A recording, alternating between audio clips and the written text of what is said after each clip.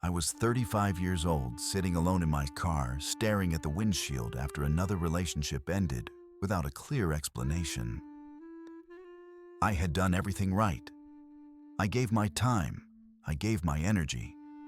I gave loyalty, patience, emotional presence, and stability. I became the man I was told women wanted. And still she walked away toward someone who gave her less, not more. That was the moment the illusion broke. What most men never realize is the behaviors we believe make us valuable are often the same behaviors that quietly erase attraction. Not overnight. Slowly, invisibly. Until one day respect is gone and interest follows. These are not comforting truths. They are not polite. They are not designed to protect your feelings. They are designed to protect your future.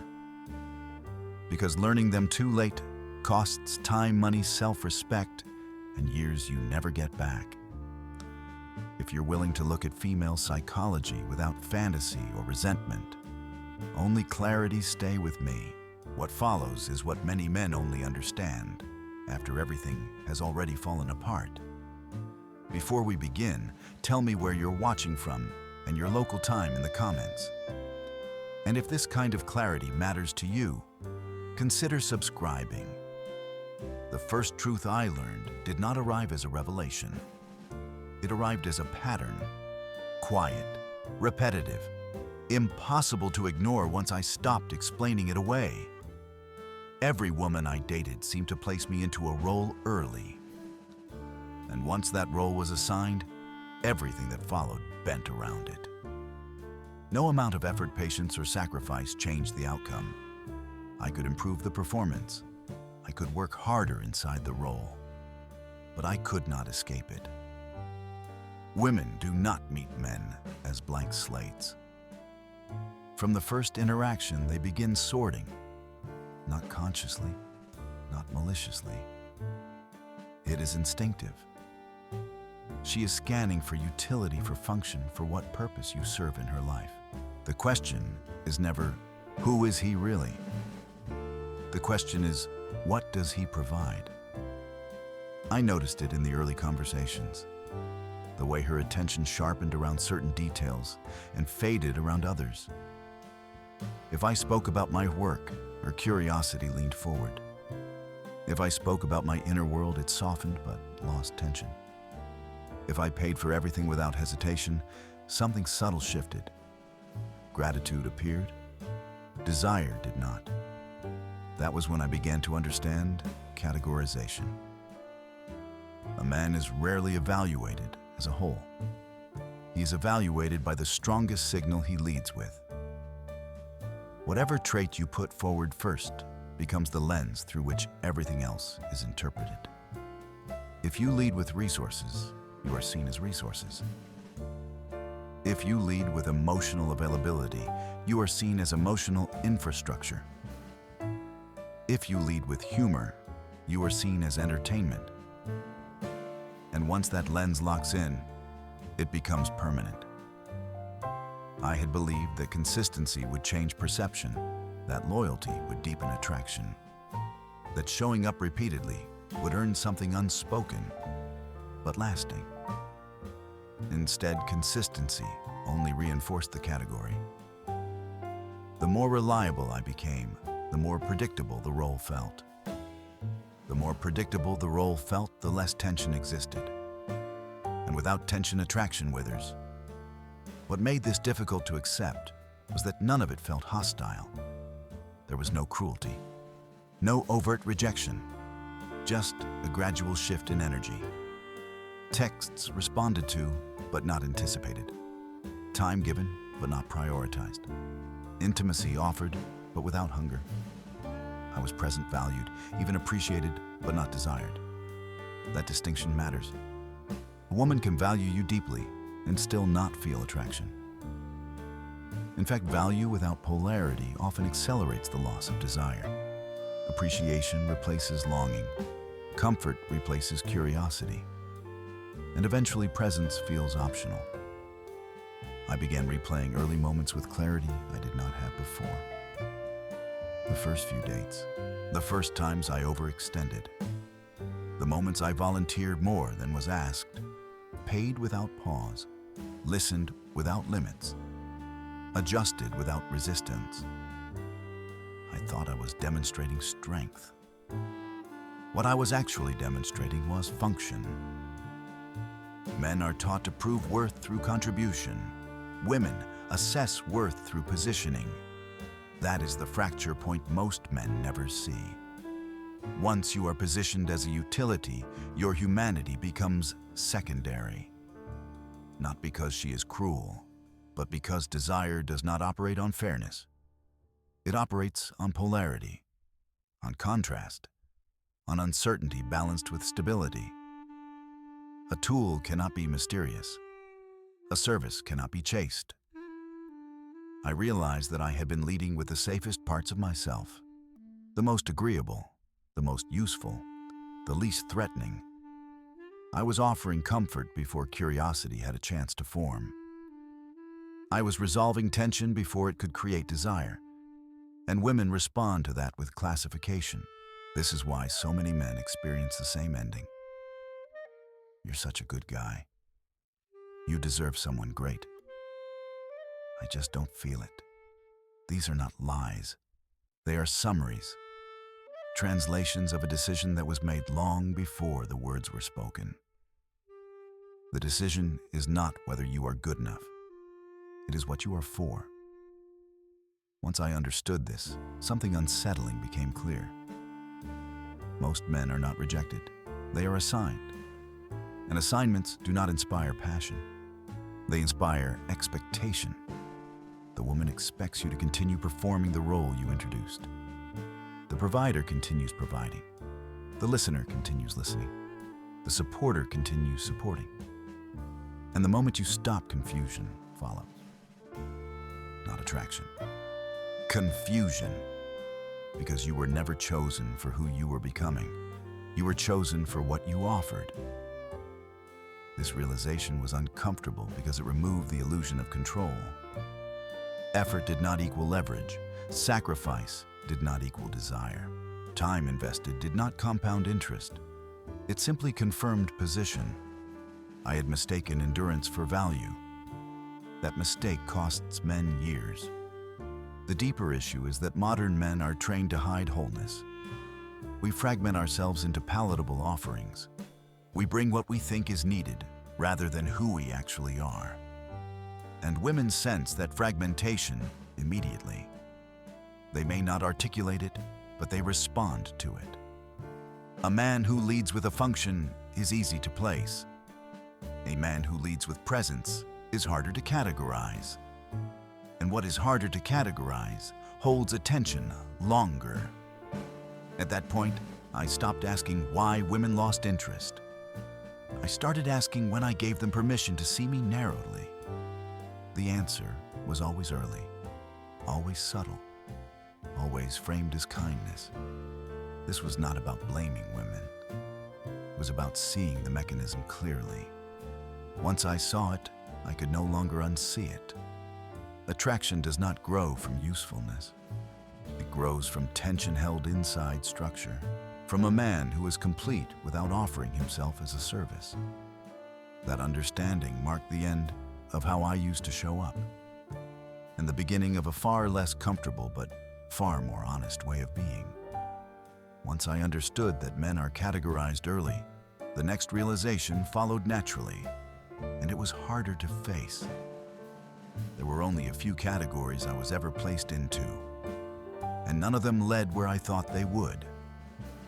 The first was the provider. I did not announce it directly. I did not brag about income or status. I simply behaved as if my role was to remove friction from her life. I paid without hesitation. I planned everything.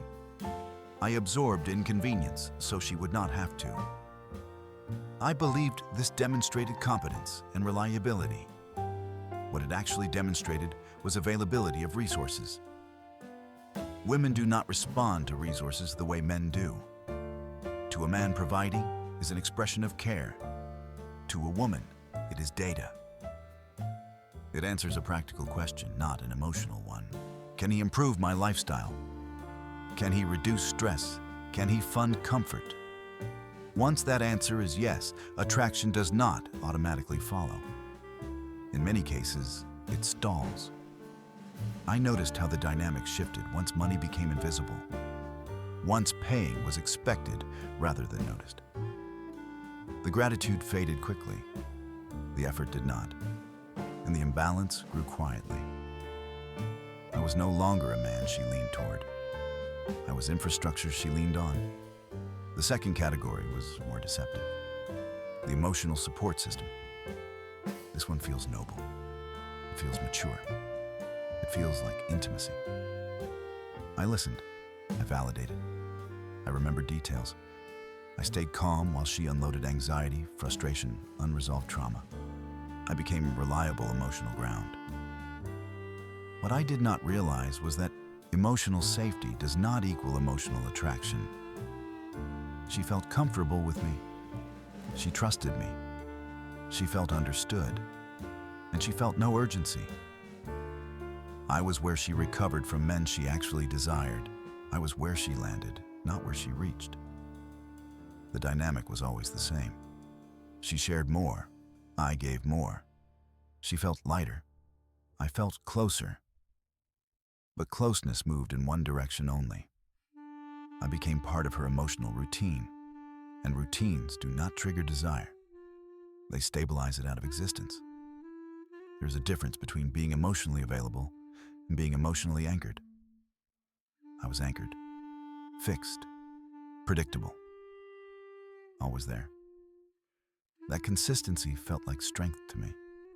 To her, it felt like certainty. And certainty removes tension. Then there was the third category, the entertainer. This one surprised me the most. I learned how to keep things light, how to deflect seriousness with humor, how to make her laugh, how to be enjoyable to be around. It worked socially. It worked situationally. It even worked physically sometimes. But it never worked long-term. She enjoyed my presence the way she enjoyed a good show. Something pleasant, something optional, something replaceable. The moment depth was required, the moment leadership was needed, the moment discomfort entered the room, my value dropped. Entertainment is not authority. Humor is not direction. And a man who exists to keep things fun is not a man a woman follows when things become real. Each category had one thing in common. They were all forms of service. I was offering parts of myself instead of standing as myself. And service is transactional even when it pretends not to be. The painful part was realizing how little effort it took to be placed there. A few early behaviors, a few unchallenged assumptions, a few moments where I chose approval over position. Once categorized, everything I did was interpreted through that frame. If I asserted myself later, it felt out of character.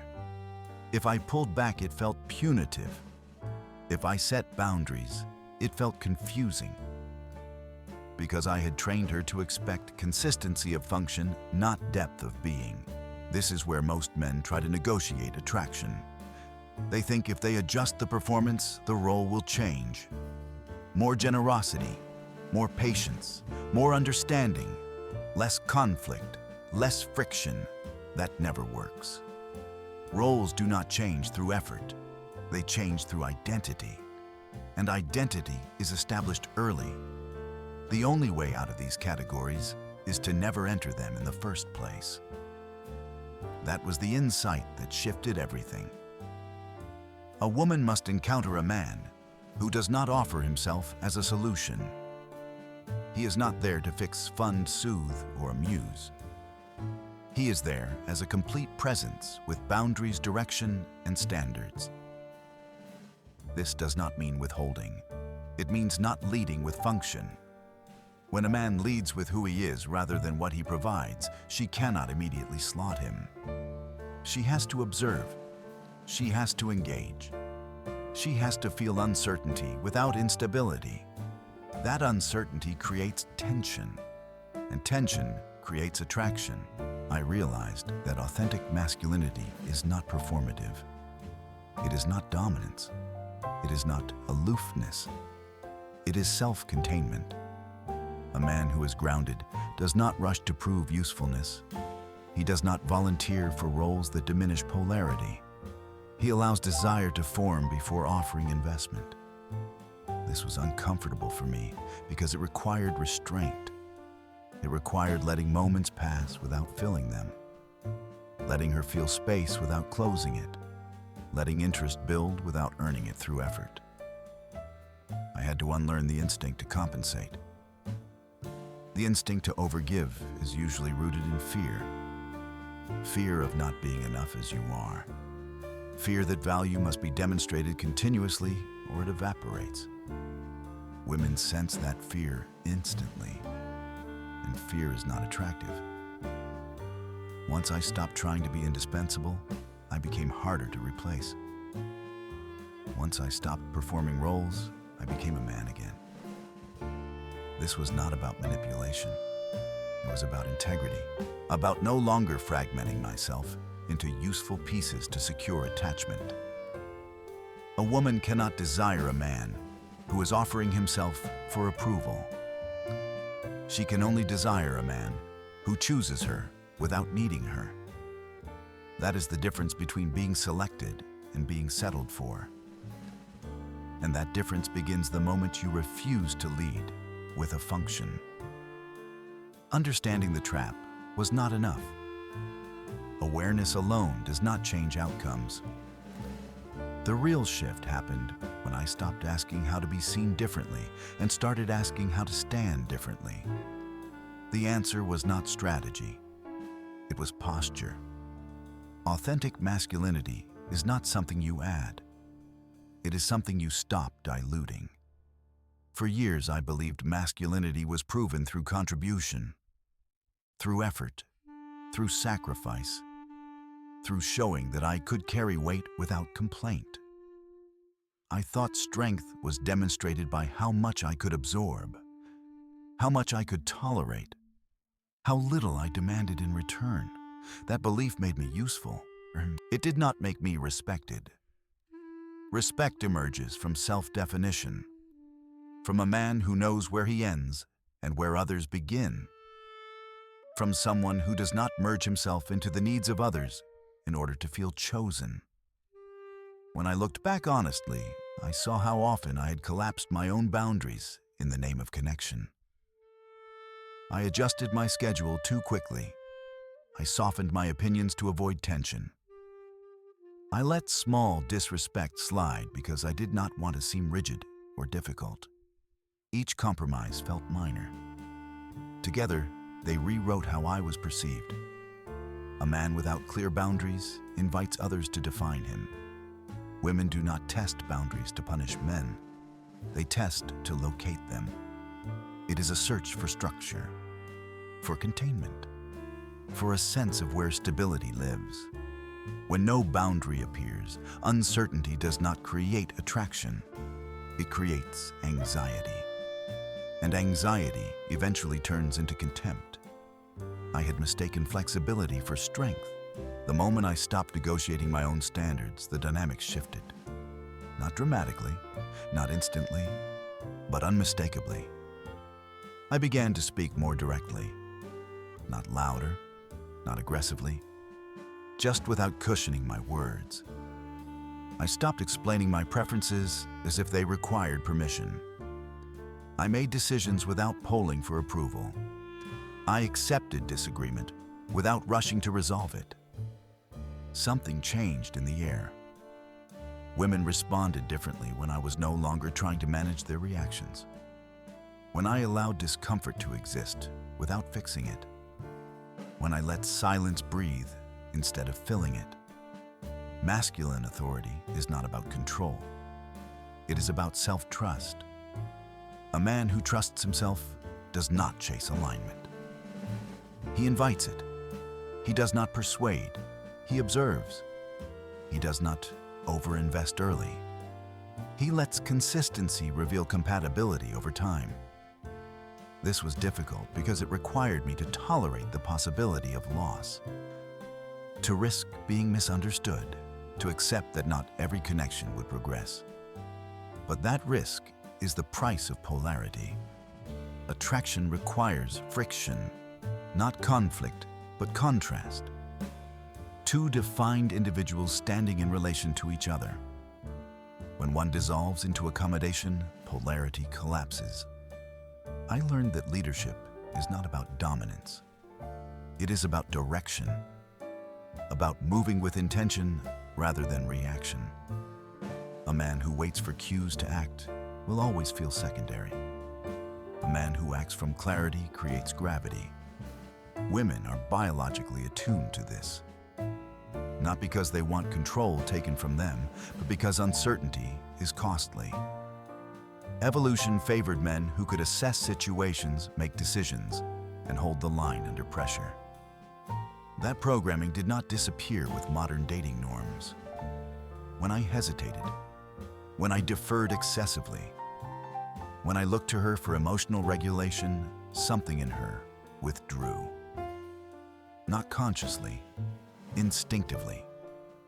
Weakness is not the presence of emotion. It is the absence of self-command. The most damaging habit I had to break was people-pleasing, not kindness. Pleasing. The subtle pattern of adjusting myself to be liked rather than respected.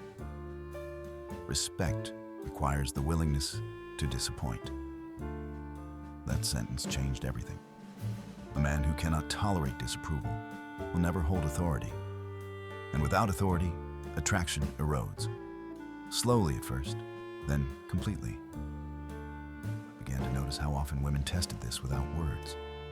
A delayed response, a canceled plan, a mild provocation, a disagreement framed as a challenge. These were not traps. They were questions. Will he fold? Will he chase? Will he lose center before I answered incorrectly? I over-explained. I reassured. I pursued harder. Each response communicated the same thing. Her emotional state mattered more than my self-respect. Once I stopped doing that, the tests changed. Or rather, they stopped escalating. Calm confidence is disarming. It does not argue. It does not justify.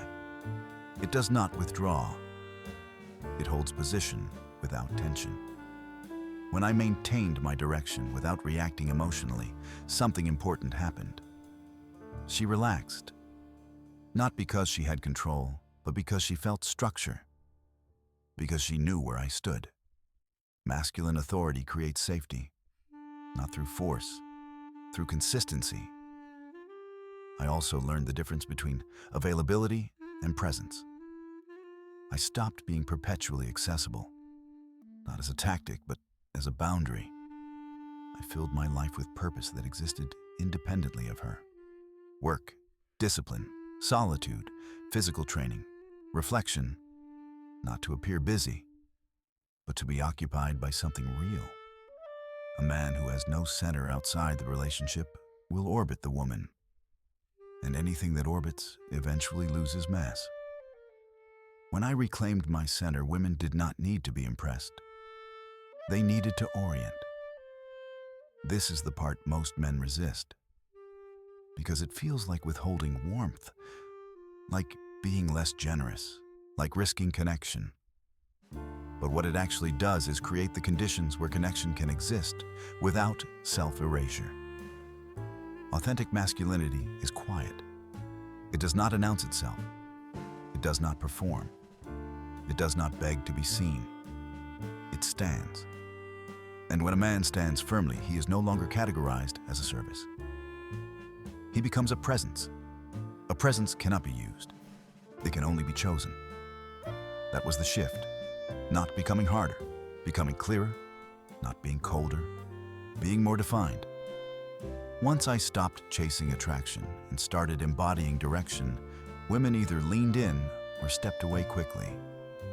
Both outcomes were victories, because only one of them leads to respect. Once I stopped diluting myself, another truth surfaced, one that explained many of the reactions I had never been able to name. Attraction does not disappear randomly. It collapses when authority disappears.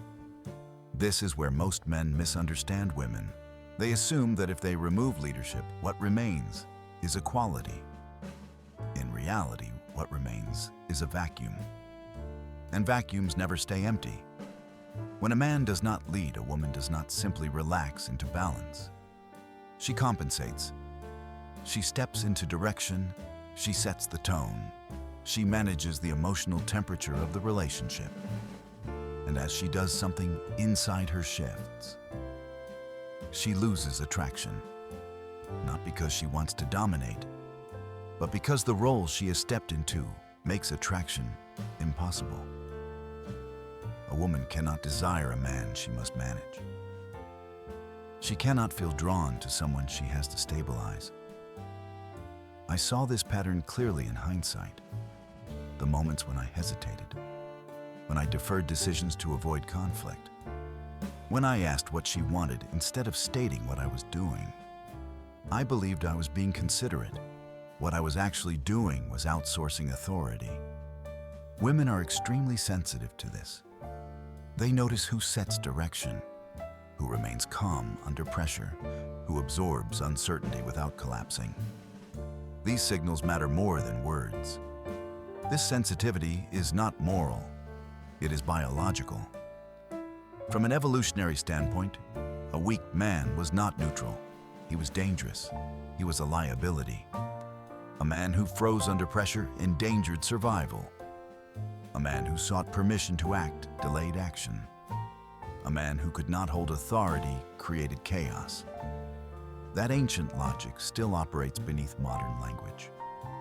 When a woman senses weakness, not emotional openness, but lack of self-command, attraction does not fade gently. It curdles. It becomes irritation, then impatience, then contempt. Contempt is the point of no return. Men often confuse kindness with weakness. They believe assertiveness risks rejection, so they soften themselves. They avoid disagreement. They shape-shift to maintain harmony. They mistake tension for danger. But tension is not the enemy of attraction. Weakness is. Weakness shows up as neediness, as fear of loss, as approval-seeking, as emotional volatility, as inability to tolerate silence or uncertainty. I had displayed all of these without realizing it.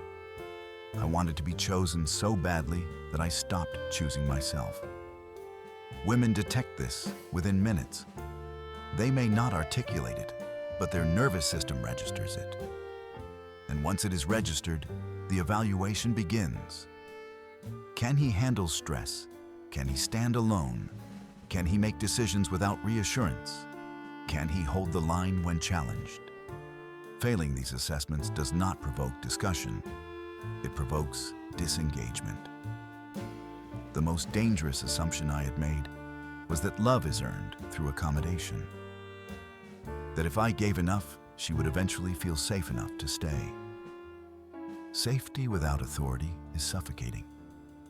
Authority without cruelty is grounding. That distinction matters. Masculine authority does not mean control. It means orientation. It means having a spine. A man with a spine does not bend under emotional pressure. He listens without dissolving. He adapts without surrendering. When I began holding this posture consistently, I noticed how differently women responded to disagreement. Instead of escalating, they softened. Instead of pushing harder, they recalibrated. Instead of losing interest, they paid more attention. Because I was no longer leaking power through appeasement. Appeasement feels loving in the moment. It feels generous. But it communicates fear, and fear is not attractive. I also realized how often weakness masquerades as vulnerability. True vulnerability is chosen. It is expressed from stability. It does not ask for rescue. What I had been offering was exposure without containment. I would share doubts, anxieties, confusion, and uncertainty without demonstrating self-regulation. I expected empathy. What I triggered was doubt. A woman can accept a man's struggle. She cannot accept his collapse. This is why many men are punished for emotional honesty. Not because emotion is unattractive, but because uncontained emotion signals instability. Once that signal is sent, attraction declines, regardless of intent. I learned to regulate before I revealed, to process privately before sharing selectively, to speak from clarity rather than confusion. This did not make me distant. It made me trustworthy. Strength is not the absence of emotion. It is the ability to hold emotion without being ruled by it. Another uncomfortable realization followed. Many of the behaviors women used to test me were responses to perceived weakness. The more I appeased, the more I was tested. The more I proved reliability, the more my authority was questioned. Testing increases when structure is unclear. Once I held firm boundaries, testing decreased. Not because she became submissive, but because she felt oriented. Women test to find the edge. When they find it, they stop pushing. The tragedy is that most men never let the edge be found. They retreat. They soften. They apologize for having needs.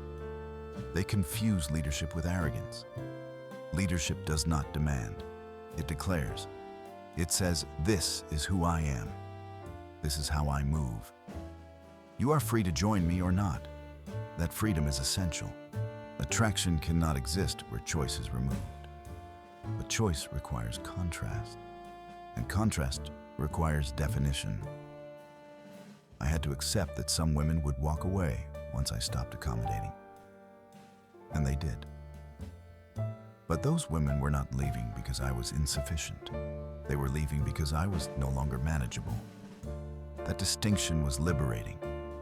Weak men are easy to keep. Strong men require alignment. Once I embraced that rejection, lost its sting. It became information. Not a verdict on my worth, but a signal of incompatibility. Authority clarified everything. The women who stayed leaned in differently. They respected my time. They responded with curiosity rather than entitlement. They engaged with my direction rather than trying to override it. And for the first time, attraction felt mutual rather than negotiated. That was the moment I understood that masculine authority is not optional. It is the foundation. Without it, everything else, kindness, loyalty, affection, has nowhere to stand. There is a phrase men hear so often that it eventually sounds like a compliment. "You're such a nice guy." For a long time, I accepted it as praise. I did not understand it was a diagnosis. Nice is not neutral. Nice is a strategy. And in dating, it is often a losing one. I did everything a nice man is taught to do. I was agreeable. I avoided conflict. I prioritized her comfort over my preferences. I made myself emotionally available at all times. I believed consistency would convert into desire. What I did not understand was timing. Attraction is not only about traits. It is about when those traits appear in a woman's life. Most women move through phases. In their late teens and 20s, attraction is often driven by intensity, by unpredictability, by emotional highs and lows. Drama feels alive. Stability feels dull. A man who offers safety without challenge is acknowledged, but not pursued. I was that man. She would tell me I was different, that I was mature, that I would make a great partner someday. Those statements were not invitations. They were postponements. I represented something she wanted later, not now. This is where many men misinterpret rejection. They think if they wait, if they remain loyal in the background, if they prove consistency long enough, desire will arrive. It rarely does. By the time stability becomes attractive, it is no longer exciting. It is selected out of exhaustion, not hunger. And being chosen at the end of someone's emotional journey is not the same as being chosen at the beginning. I saw this pattern repeatedly. Women would chase men who were emotionally distant, inconsistent, sometimes openly flawed. These men created friction. They challenged. They were not easy to access. They did not over-explain. They did not seek reassurance. They were not nice. They were polarized. The traits that define the nice guy often cancel polarity. Agreeableness removes challenge. Predictability removes mystery. Accommodation removes standards. Emotional availability removes tension. People-pleasing removes self-respect. Women say they want kindness. They do. But kindness without backbone is not attractive. It is comforting, and comfort is not desire. This is not conscious hypocrisy. It is psychological reality. What people say they want and what their nervous system responds to are not always aligned. I had confused being liked with being respected. Respect requires risk. It requires the willingness to say no, to disagree, to walk away, to let silence exist, to allow a woman to feel uncertainty without rushing to soothe it. Nice guys do the opposite. They manage emotions. They anticipate needs. They smooth edges. They remove friction. And in doing so, they remove attraction. Another factor I did not want to admit was resentment. Nice men often accumulate it quietly. They give without reciprocation. They invest without polarity. They hope generosity will be rewarded. When it is not, bitterness forms. Women sense this too. Unspoken contracts poison dynamics. When a man gives in order to be chosen, later his kindness is conditional. And conditional kindness always leaks. I realized that much of my niceness was fear-based. Fear of being rejected. Fear of conflict. Fear of being alone. Fear of being seen as insufficient. Fear is not invisible. A woman may not articulate it, but she feels it. And fear repels. I also noticed that women often return to nice men only after disappointment, after emotional exhaustion, after heartbreak, when excitement had become expensive. At that stage, the nice man is not chosen for desire. He is chosen for recovery. Being the place someone heals is not the same as being the place they want to stay. This was difficult to accept because it challenged my self-image. I wanted to believe that being good would be enough, that decency would be rewarded, that patience would pay off. Reality was harsher. Dating is not a moral marketplace. It is an emotional one. Attraction does not follow fairness. It follows polarity. Once I accepted this, I stopped trying to be nice. Not cruel, not indifferent, but honest, direct, self-respecting. I replaced agreeableness with clarity. I replaced accommodation with standards. I replaced availability with presence. I stopped offering emotional access without investment. I stopped waiting to be chosen. I chose first my time, my values, my direction. The women who wanted comfort without challenge drifted away. The women who wanted polarity leaned in. And for the first time, I felt desire moving toward me rather than away from me. The most painful part of this lesson is that many men learn it too late. After years of being overlooked, after resources are drained, after self-respect erodes, they become bitter because they believe the world lied to them. In truth, they misunderstood the game they were playing. Kindness is valuable, but only when it stands on strength. A man who is kind because he chooses to be is different from a man who is kind because he's afraid not to be. Women can feel that difference instantly. The nice guy finishes last, not because he is bad, but because he arrives without polarity, without tension, and without risk. Attraction requires all three. Once I stopped trying to be the safest option, I stopped being the last one considered. That was the shift. One of the hardest lessons for me to accept was not about money leadership or attraction. It was about emotion. Specifically, how differently men and women experience emotional vulnerability and the cost men often pay for misunderstanding that difference. I had grown up hearing that openness was strength, that emotional honesty created intimacy, that sharing fierce sadness and uncertainty would deepen connection. And with friends, this was often true. With women I was romantically involved with, the outcome was very different. The first time I noticed it, I dismissed it as coincidence. I opened up during a difficult period. I spoke honestly about doubt, about pressure, about not always having answers. She listened. She comforted me. And then something changed. Not immediately. Subtly. Her tone shifted. Her patience thinned. Her attraction cooled. She did not become cruel. She became distant. At the time, I assumed she needed space, or the timing was wrong. I did not consider that my vulnerability had altered how she saw me. Men and women are conditioned differently around emotion. Men are taught to suppress and perform. Women are taught to express and receive. Over time, this creates expectations. Women expect men to be emotionally stable ground, not because it is fair, but because it feels safe. When that ground cracks, even briefly, confidence erodes. This does not mean women lack empathy.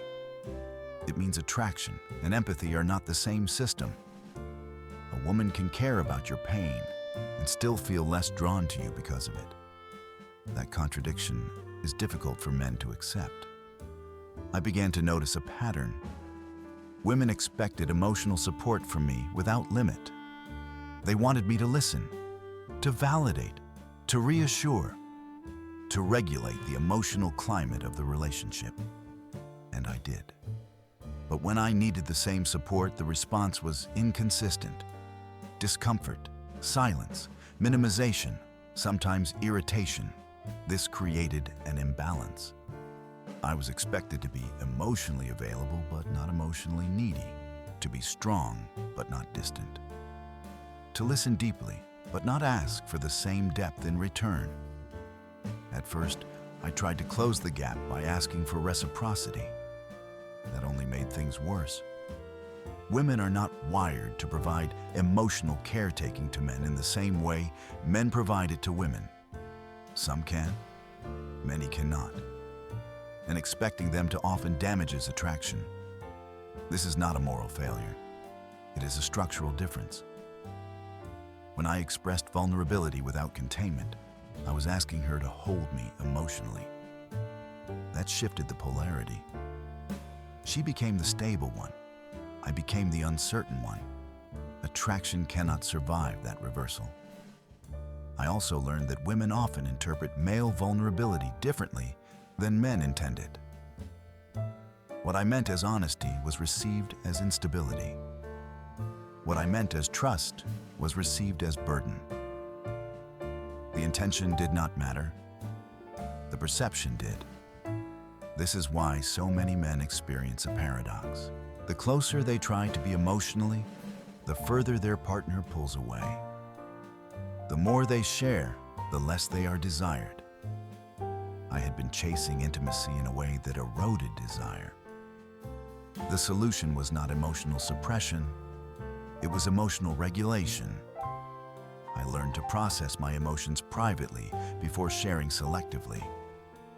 To speak from resolution rather than confusion. To reveal experiences, not collapse into them. To show depth without surrendering center. There is a difference between saying I am struggling and I don't know what to do, and saying I went through something difficult and I handled it. The first asks for containment. The second demonstrates it. Women respond to the second. I also stopped expecting women to meet my emotional needs in the same way I met theirs. That expectation was unspoken, but it shaped my behavior, and it created resentment when unmet. Resentment kills attraction faster than almost anything else. Once I redirected my emotional processing into male friendships, physical discipline, solitude, and purposeful work, the pressure on romantic relationships lifted. Women sensed it immediately. I was still open, but I was no longer dependent. That independence restored polarity. Another realization followed. Many women are drawn to men who appear emotionally unavailable, not because they enjoy neglect, but because those men seem self-contained. They appear unburdened, unneedy, stable.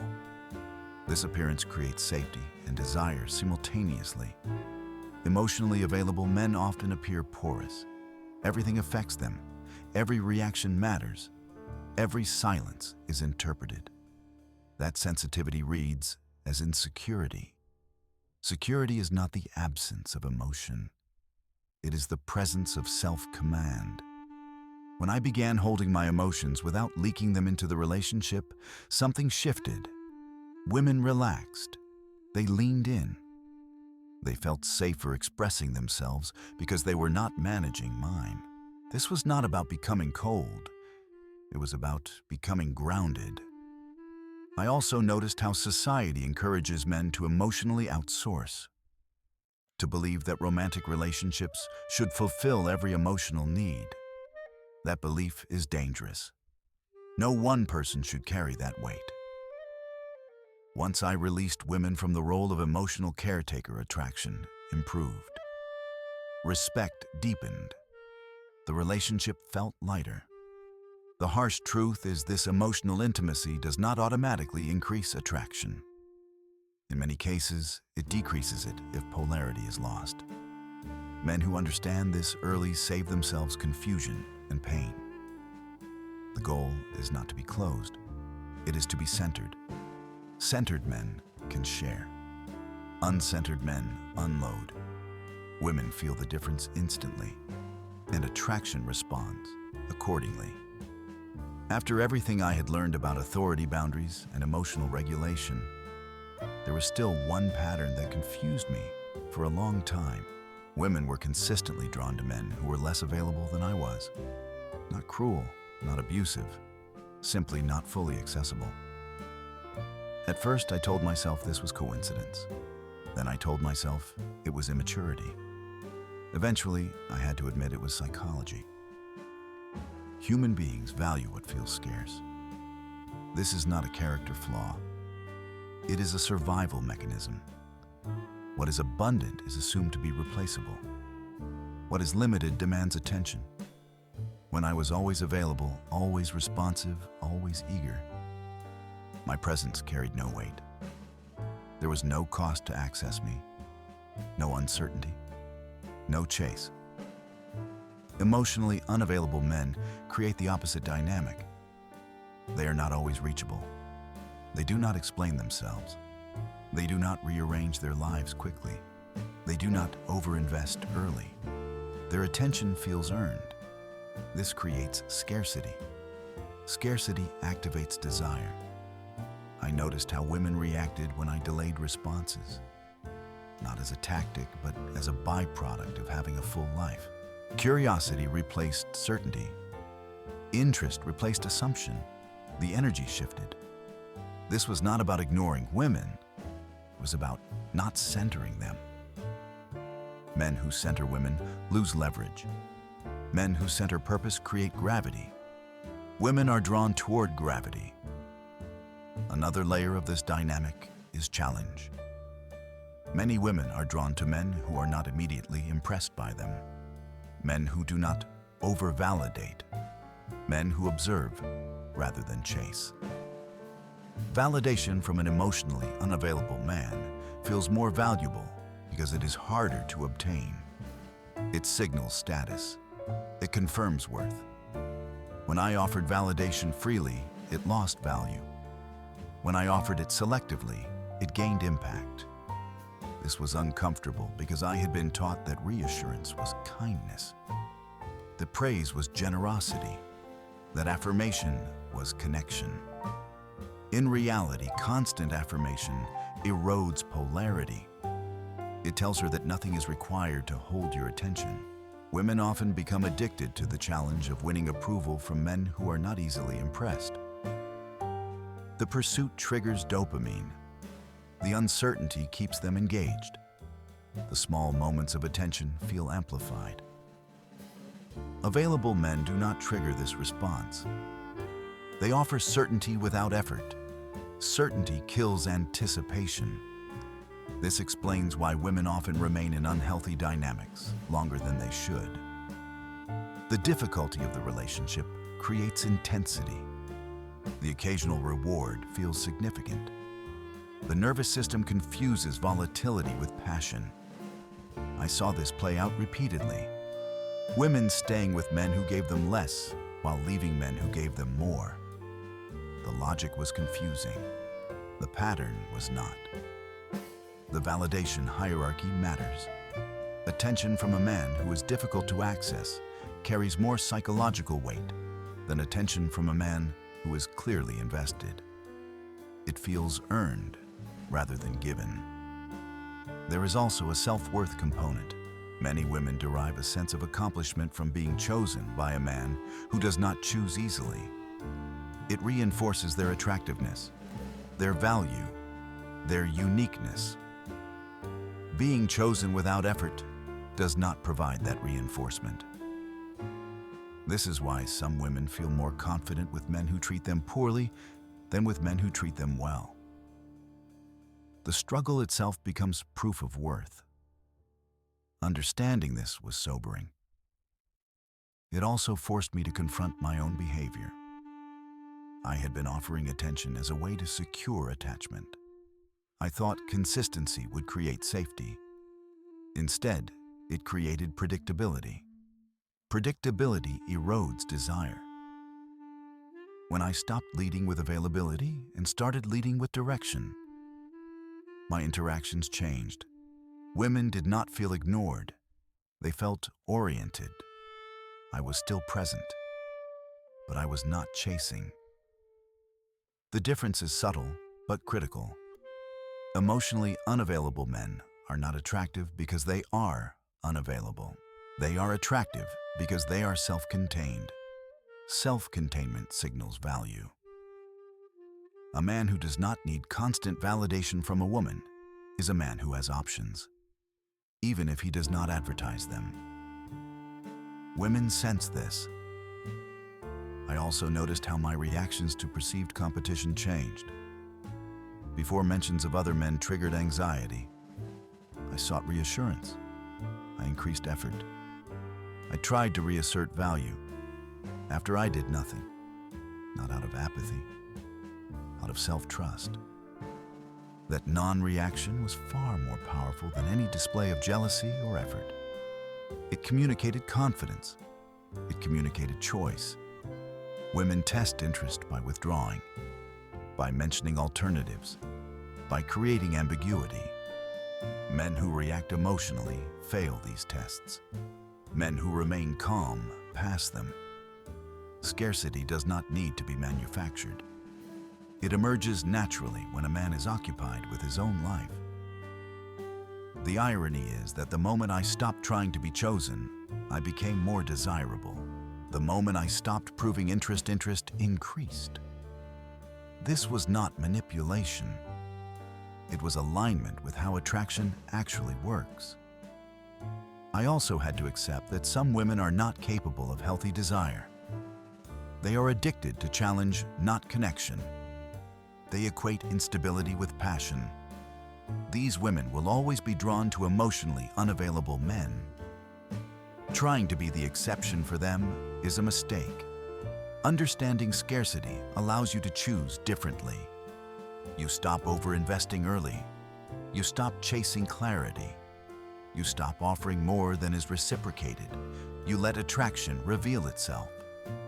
Emotionally unavailable men are often desired because they reflect back autonomy, not because they withhold, but because they do not seek completion. Completion seeking is repulsive. Self-completion is magnetic. Once I embodied that difference, relationships felt lighter, more mutual, less transactional. I was no longer trying to earn desire, I was allowing it to form, and that changed everything. By the time I understood scarcity and emotional containment, I believed I had finally reached stable ground. I was wrong.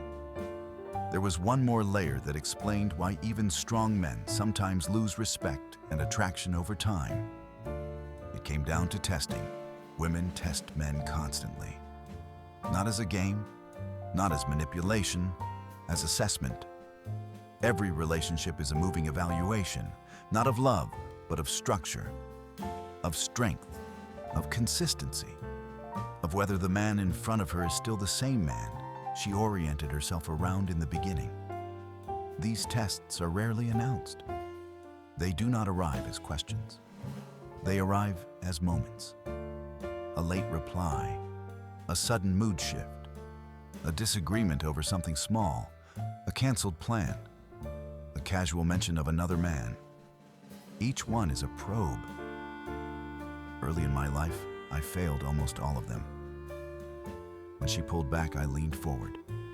When she challenged, I explained. When she created tension, I rushed to resolve it. I thought I was maintaining harmony. What I was actually doing was signaling instability. Tests exist to reveal how a man handles pressure. Pressure exposes truth. A man who loses emotional control under pressure is not trusted. A man who overreacts is not respected. A man who collapses his boundaries to restore comfort is not desired. Women test because they need to know one thing. Can this man remain himself when conditions are not ideal? Most men answer no. The first type of test is compatibility testing. She observes how you respond to stress, conflict, uncertainty, and inconvenience. How you handle delays, how you respond when plans change, how you manage frustration. These moments reveal more than any conversation ever could. Before I tried to perform competence, after I allowed competence to be observed, I stopped narrating my intentions. I stopped explaining myself. I acted and let the outcomes speak. The second type is boundary testing. This is where many men fail decisively. She pushes slightly against what you say you want. She arrives late. She ignores a preference you stated. She asks for something that inconveniences you. She tests whether your standards are real or negotiable. Men who fold here lose respect immediately, not because the request itself matters, but because folding reveals fear. Fear of conflict, fear of loss, fear of displeasing. Once a woman learns that your boundaries dissolve under pressure, she stops respecting them entirely. And when respect disappears, attraction follows. I used to mistake compromise for maturity. I now understand that premature compromise is weakness. Compromise has value only when both sides are equally grounded.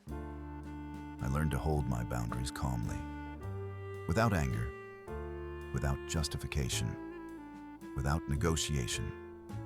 A simple no that doesn't work for me changed more dynamics than 1,000 explanations ever did.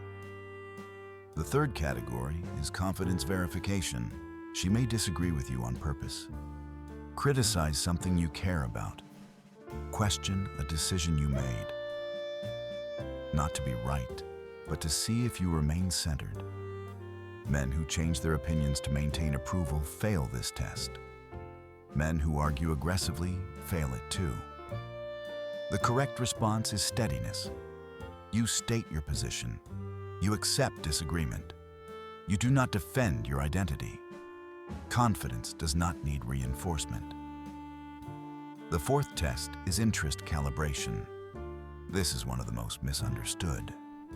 Women often pull back not because they are losing interest, but because they are measuring yours. They want to know if you are becoming attached too quickly, if you are prioritizing them over your own life, if you are losing center. When I reacted with anxiety, she pulled away further. When I reacted with calm indifference, she leaned back in. Not because she wanted to punish me, because she wanted to locate balance. Men who make women their emotional center fail this test every time. Another difficult realization followed. Many of the tests that frustrated me were not arbitrary. They were responses to earlier signals of weakness. Testing increases when structure weakens. Once I became consistent in my behavior, calm, grounded, non-reactive, the frequency of tests decreased. Not because she stopped evaluating, but because she found what she was looking for. Structure. The key to passing tests is not cleverness. It is self-command. Do not take tests personally. Do not respond emotionally. Do not overcorrect. Most men fail tests because they see them as threats rather than information. A test is a question. Your response is the answer.